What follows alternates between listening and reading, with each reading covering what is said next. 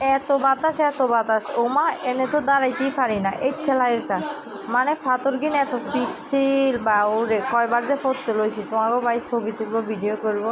তো আরও কয়েকদিক দিয়ে হাঁটি যাই। তো মনে মনে ভাবলাম একখানা যদি কিনে গান গাইতে কেমন হয়। সাগর পার আইলে তো গেলে আমার মনটা ভালো লাগে, গাইজ সাগর পাড়ে আসবো আর ছবি তুলবো না সেটা কেমন হয়। কথা না বইলা প্রথমেই বসে গেলাম একটু পোজ নিয়ে ছবি তুলতে।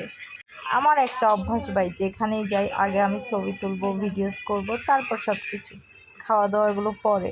মানে প্রথমেই যে বসে যাব খাইতে এটা ওইটা এগুলো আমার ভালো লাগে না। তো সাগর পাড় আমি প্রায় সময়ই যাই। অনেকেই বলতে পারো যে সাগর পাড় কি তোমার বাড়ির পাশে নাকি? হ্যাঁ, একদমই বাসার পাশে বলতে পারো, মানে 20-25 মিনিট লাগে।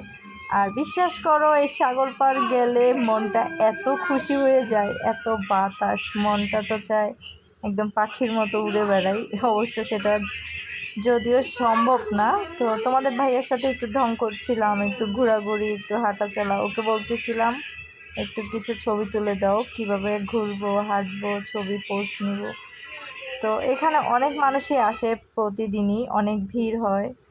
আসলে কি একটা জায়গায় ঘুরতে গেলে সেখানে যদি মানুষজন না থাকে মানে তেমন একটা কিন্তু ভালো লাগে না। আর সাগর পাড় গেলে যেমন ওয়েদার এত সুন্দর, বাতাস, সব কিছু ঠান্ডা পরিবেশ। আর আরেক দিকে সবাই আসে, চতুর্দিকে শুধু মানুষ। আর এই পিচ্চিগুলা পানিতে এত পরিমাণ ডুবাডুবি করতেছে, মানে এদের কোনো ভয় নেই। আসলে আমার থেকেও ইচ্ছা হচ্ছিল একটু পানিতে নামার জন্য, কিন্তু যাই হোক আজকে না, অন্য একদিন করা যাবে। তো ছবি তুলতে তুলতে হাঁটতে হাঁটতে এদিকে দেখছি আমার ওড়নাতে না কেমন যেন একটু ময়লা লেগে গেল, বালিতে পড়েছিল। আসলে অনেক বাতাস তো কোন দিকে পড়ে যায় বলাও যায় না। তো তোমাদের ভাইয়া বললো এখানে একটু পানি আছে, কাদা নাই, ধুয়ে ফেলো। আসলে বালি যে, সেজন্য পানিতে ভেজানোর সাথে সাথে এটা পরিষ্কার হয়ে গিয়েছে। আর দেখো আমাদের পাশে কত মানুষ, সবাই কি সুন্দর ছবি তুলছে, ভিডিও করে নিচ্ছে। আসলে এখানে অনেক দূর দূর থেকে মানুষ আসে।